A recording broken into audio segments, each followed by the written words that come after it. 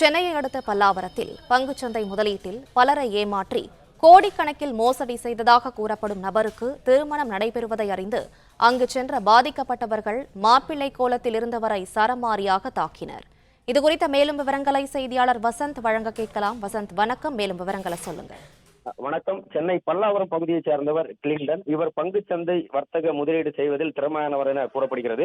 அது மட்டுமில்லாமல் இந்த முன்னணி யூடியூப் சேனலில் பங்குச்சந்தையில் பணத்தை எவ்வாறு செலுத்தி லாபம் ஈட்டுவது என்பது குறித்து ஒரு இன்டர்வியூவாக கொடுத்துள்ளார். அந்த வீடியோ வைரலான நிலையில் அந்த பல்லாவரம் பகுதியைச் சேர்ந்த ஏராளமானோர் இவரிடம் இது தொடர்பாக தொடர்பு கொண்டு இந்த பங்குச்சந்தையில் முதலீடு செய்ய வேண்டும் என அதிகப்படியான பணங்களையும் செலுத்தியுள்ளனர். அதன் அடிப்படையில் மோகன பிரியா என்பவர் இந்த கிளின்டன் அவர் மோகன பிரியா என்பவருக்கு இந்த கிளின்டன் என்பவர் பங்குச்சந்தை எவ்வாறு முதலீடு செய்ய வேண்டும், அதிக லாபம் எப்படி ஈட்டுவது என கற்றும் கொடுத்துள்ளார்.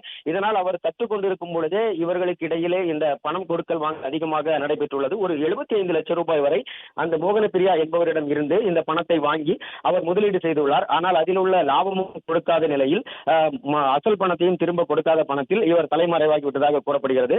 இந்த நிலையில் பல்லாவரம் ரேடியல் சாலையில் உள்ள ஒரு திருமண மண்டபத்தில் இவருக்கு திருமணம் நடைபெற இருப்பதாக பிரம்மாண்டமான பேனர்கள் வைக்கப்பட்டு இந்த நிகழ்ச்சியானது ஏற்பாடு செய்யப்பட்டிருந்தது.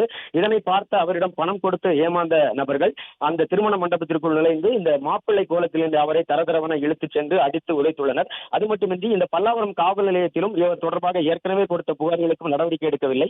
இவரை அடித்து உதைத்து அங்கு கொண்டு காவல் நிலையத்திலும் ஒப்படைத்தனர்.